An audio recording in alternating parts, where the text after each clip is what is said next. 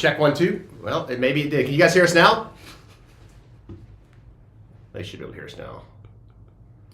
I think we're back up. The microphone's not going to be as good as it was now. Can you hear us now, Darren? I think that fixed it. Okay. We'll just use the MacBook speaker. We got all kinds of audio problems this morning. You guys literally missed out on the 11 greatest minutes of anything I've ever said.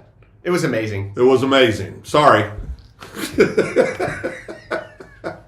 So it must be Wednesday. Yeah. It so must be. So to go back to what we were talking about before, look, we're talking about training, and we did a post on Facebook asking about training. We got some interesting responses. Yeah. And we'll accelerate this, but the point is, there's a lot of people out there that don't value training. There's a lot of people out there that just totally don't believe in training. And I said this a minute ago, I'll say it again. If you're a professional athlete or you're a college athlete and you're a leader of the team and you're not showing up at the gym and doing the workouts, the team doesn't see you doing the stuff to get better, they're not going to work hard to get better. Your employees are the same way. Yeah, there's no doubt the same way. I mean, I talked to a guy yesterday that's a new sales manager. I'm not going to say sales leader because he really isn't yet, but he's a sales manager. And his comment to me was, well, I don't want to do any sales because I don't think I should be competing against my sales reps. And I said, well, I think that's absolute crap. I think you should be competing against them. If you want to earn some credibility immediately, absolutely immediately go out and show that you can do the job. So, and that doesn't apply to everything, but in this business it does because they're a sales-driven organization.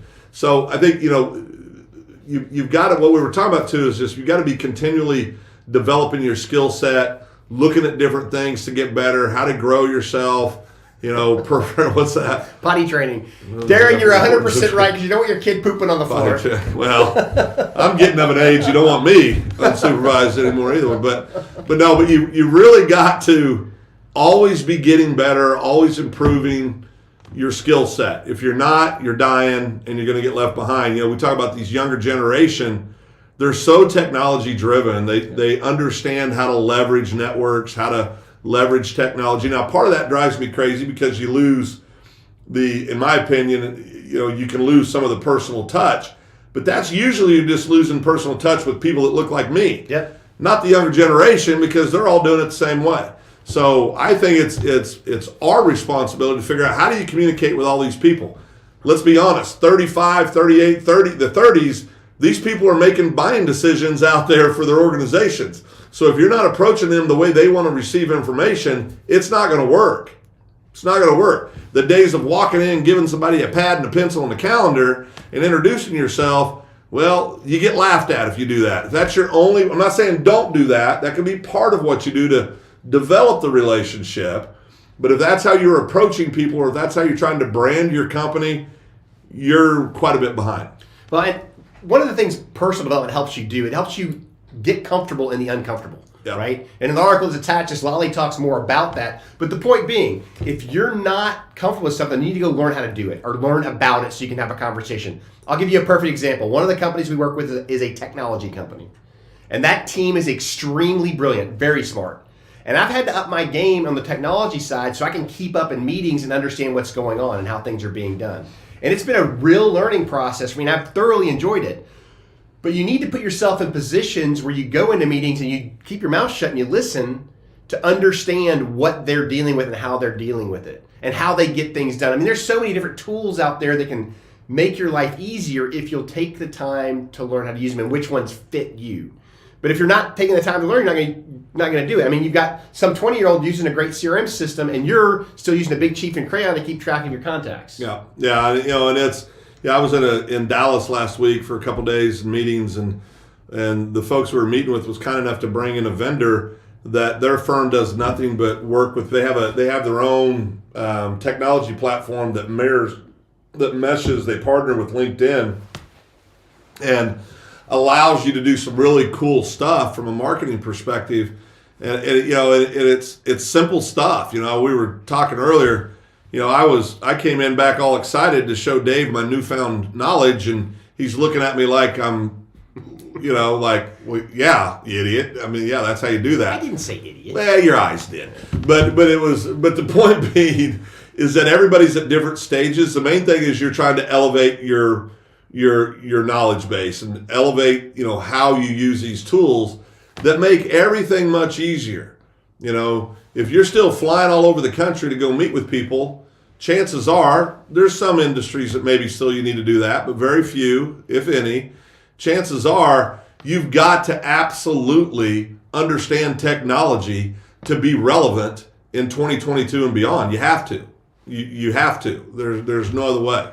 As we talk about personal development, the other thing that getting with somebody that can help you, whoever that is, it can help you find and identify your weaknesses and know how to overcome them. If you live in this pristine world where you're perfect, let me tell you a secret. You're not. You have weaknesses. You have blind spots. And if no, well, you don't. Oh, I do. Okay. I have surveys that show my blind spots from my previous life. So do I. But what I... You got to make sure the sound... We know, Matt. We did actually test it, Matt. But if you don't know what your blind spots are and where you're not strong, you need somebody to show you that, because you don't want to accept that you're not perfect. It's human nature, right? Yeah. But a good training partner can help you see those blind spots, identify them, and then overcome them, which is only going to either, two things. You're going to put people in those positions that are good at your weakness to fix it for you, or you're going to fix yourself. Either are both great solutions. And I think the big thing to remember about getting better in your business is understanding, being willing to accept the things you don't understand. Some people hate financials. We see that a lot. Some people hate Scared of them. Some people hate processes. You can't hate process that streamlines your business.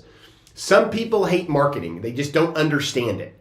Some people hate dealing with sales, but they're really good at the operations side of their business. Whatever it is you're not good at, find somebody that's an expert at that and sit down with them and let them help you get better at it. People want to help people.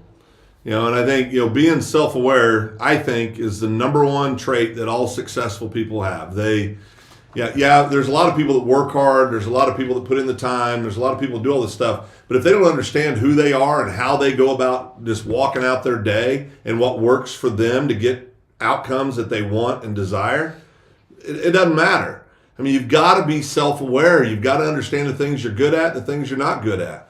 Dave and I have a running joke about technology, administration, because there's certain things that Dave has this incredible skill set for that I just suck at. Now, unfortunately for me, I don't have any skill sets Dave isn't great at. So it's a one-way to, I guess, unfortunately for Dave, right? Not for me, but whatever. But you got to understand what you're good at, and you got to do those things. It doesn't mean you ignore your weaknesses. We should all be wanting to get better at things. It doesn't matter if it's in personal life. Doesn't matter if it's exercising. Doesn't matter if how you're eating. Doesn't matter if it's your personal goals, your business goals. It doesn't matter what it is. You need to be trying to get better. So my wife and I sat down here about 3 weeks ago. I was in the shower in the morning, and I got a glimpse of myself, and I thought, I don't like how that looks. Whoa. So, wait. I was dressed. I just didn't like the way I looked. Okay. And so I went and told my wife, I said, listen, we got to change some things. And she looked at me like, what do you mean we? I'm fine. And she was right. And so, but she's supportive, so she's helped me. In a matter of just a few weeks, I've dropped like 13 pounds, right? And I feel better about myself. I'm back going to the gym. I'm back, my wife and I are going on walks in the evenings and, just doing simple things, to make ourselves better. TMI. Melissa, I know, TMI. Thanks, Melissa. I agree with you. That's my life. So, take control of the things you want to change. There's nothing out there we don't know how to change or that we at least can't recognize as a weakness of ours. Be brave enough to acknowledge what it is and find somebody that can help you fix it. That's what you need to do. There's a lot of keyboard warriors out there that will poo-poo on everything you're trying to do.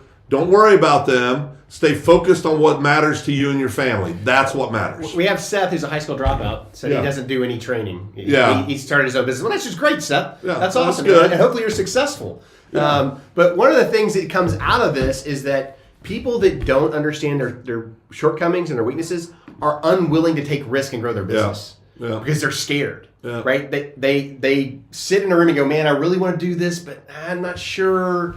And all it takes is the right person to be there as your support network or group of people that say, no, you can do this, and this is what we would suggest you do, and bounce ideas off of other business owners. Yeah. You don't have to go to a coach or a trainer or anything like that. Find a group of people you can talk to and share ideas with that are encouraging and helping you grow your business. And you can change. I mean, I think one thing I would, absolutely. Matt, who's on here, and we appreciate Matt being here all the time. He's a great friend of ours, and I've been one of my true buddies of my lifetime, but we grew up together. But bottom line is this: you can change who you are and how you approach things. When I was growing up, like a lot of people in a small town, I worried all the time about what everybody else thought. I worried all the time about trying to do, and the best thing that happened to me is I went in the military, and I learned to embrace the suck, and I learned that it doesn't really matter what everybody else thinks. What matters is, are you doing the right things every day for you and for those people around you? And I think if you do those things, you can have a lot of success. Don't get hung up on if let's say you're like me and you need to lose a few pounds, right? Don't be embarrassed by that. Go take it on.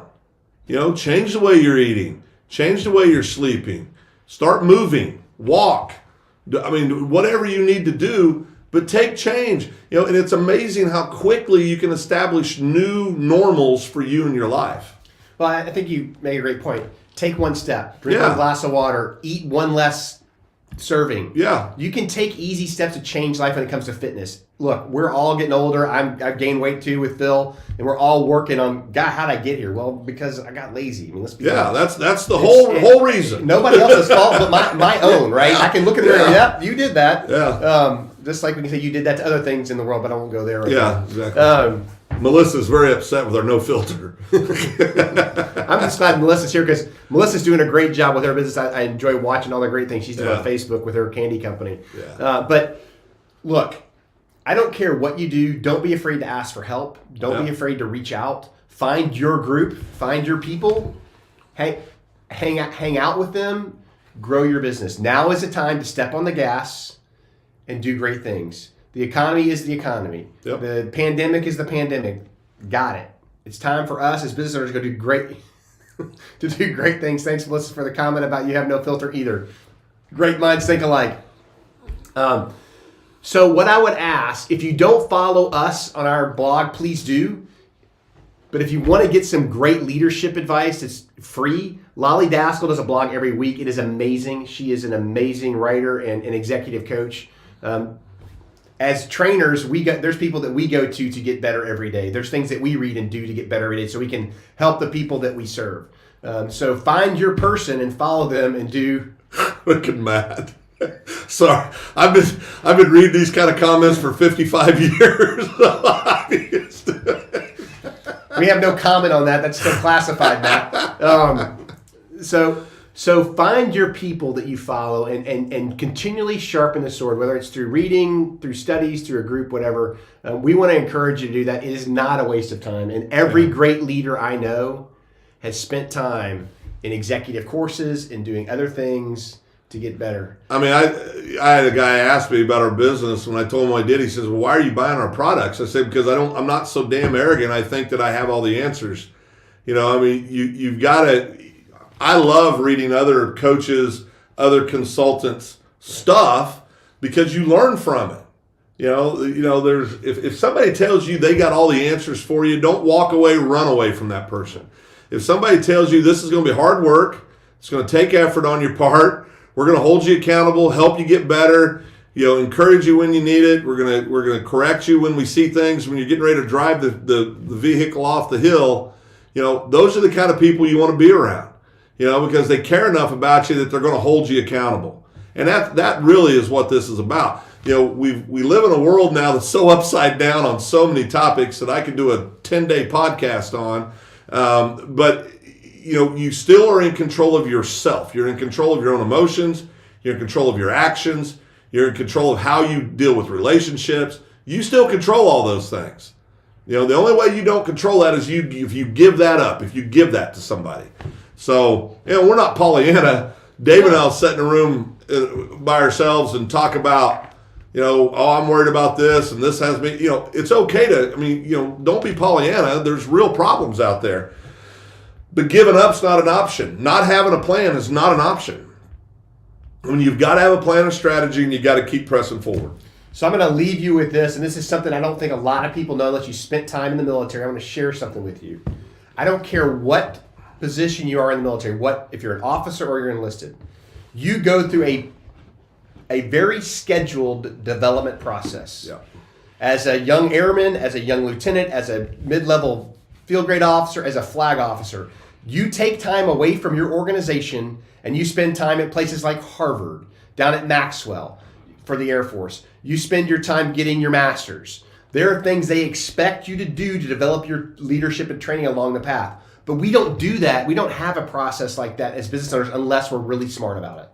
There's no path to success. Well, let me tell you something. All those little classes they made me go through and had to sit in and learn shaped the kind of leader I became and how I gained perspective for the next level. And the one difference between a multi-billion-dollar business owner and a small business owner is their perspective is just a little bit different.